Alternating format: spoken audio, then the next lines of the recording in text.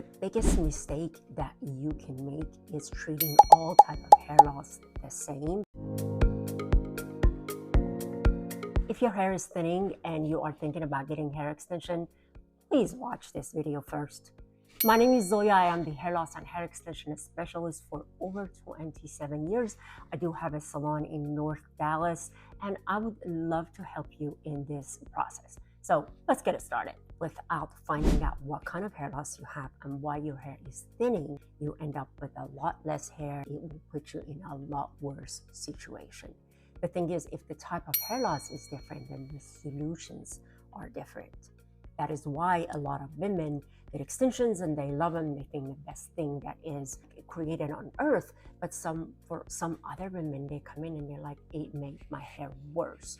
I have a lot more problem, and it caused a lot of breakage and damage for their hair. There are 3 types of hair loss that I see in the salon every day. And I'm going to start with one by one, telling you what they are, and then telling you what I recommend you need to do to enhance your hair after that. Of course, the very first thing you need to do before anything, you need to get your blood work done, and you need to identify what is it that is going wrong. So as hairstylists, we are not physicians. So don't go to a hairstylist and ask them what you need to do first. First, get all of your numbers done, and then you can come to us to help you enhance what you got on your hair, and hopefully we can help you grow it back out, make it better, and make you feel better about it. The most common type of hair loss is androgenetic alopecia, male or female pattern hair loss. Alopecia, I feel like people just freak out over that word. Any kind of hair loss they call alopecia. So don't just get so alarmed with that. The most common is thinning of around the hairline, right around the part line. And that happens generally with age, but it's not the age that is causing it. It is a genetic issue that a lot of men or women carry, and that cause their hair overall to be thinner, more diffused. And then you have the pattern just for women generally, again, is widening the part, a little bit thinner right around the area. For men, generally you have this like little shape, and then you have on the back of the head. There are a lot of things that you can do to slow down androgenetic alopecia. You can't necessarily prevent it, but you can slow it down. And that is the most common type. And it is all really going to depend on how far you are and how strong is your anchor point. How strong is your own hair? Is it just come out by you grabbing the crown hair and like doing this, and then you have 2 or 3 strands? Or is it just like overall a little diffuser? You don't necessarily see a lot of shedding. The shedding is just kind of stable, and then now you want to address that with hair extensions. For this type of thinning, it really depends on your own natural hair. There are several methods of extensions that I like the most, and they are beaded weft extensions. And for some people, keratin fusion extensions are my absolute love. I think it really depends on where your hair starts, what does your natural hair look like, and what are the goals. And based on that, you can address it by adding more volume or length to around the side and back of your head. For women who have a lot wider part and they see a lot of thinning, extensions really like right here not going to address that. And that point, a lot of times like a small hair topper, something that has very light coverage, very less density, it can give you volume and the fullness you want on the top.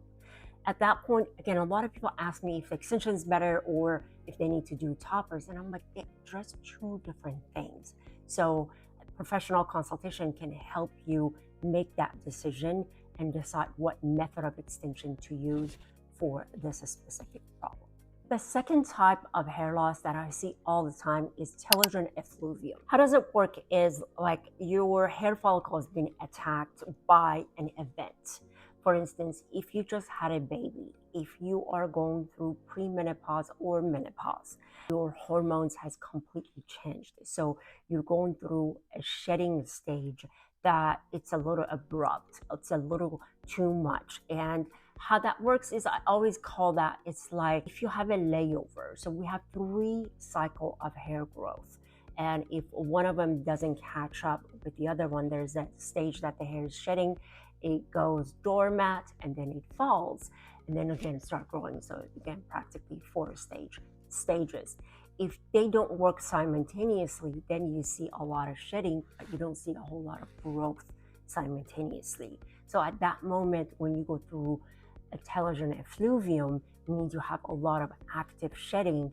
And if you have already gone through the shedding and now your hair needs to catch up, getting extensions is great because it allows your life to kind of like align a little bit and let your hair grow out. A lot of times I like using beaded weft for that because a lot of times we want the least amount of contact as far as the beads and where the extensions are, and we want to just add volume and thickness throughout the hair. Sometimes topper is a good idea if someone just wants more of the fullness right at the top. So for that method of extension, if you're not going through the active shedding, you can get extensions. But if you do get extensions throughout the time that you are going through the shedding, the extension not going to last you as long, and you might have extra pulling because now your anchor hair is not strong enough. Your own natural hair is not strong enough to hold the extensions. The third type of hair loss I see at the salon all the time is traction alopecia.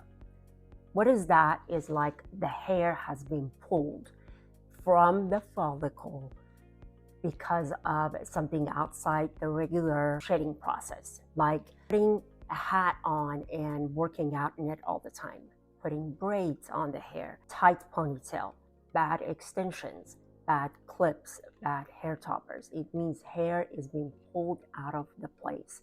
And a lot of times that I see hair extension is done without proper diagnosis first and proper care and maintenance. It has caused traction alopecia. So that is very, very common, and that is something that actually exacerbates the first and the second type of hair loss. When traction alopecia is done only once or twice, the hair has time to grow. But when repetitively it happens, cause the follicle to weaken and scar. You see that all the time where people have trichotillomania. If you pull your hair once or twice because of bad hair bun or just regular things that can happen throughout bad brushing, that's okay. But when it's repetitively pulled in the same area, it's causing a scar, and it causes the follicle to completely close and not have ever hair grow on them ever again. For that type of hair loss, I always want to give the hair breaks.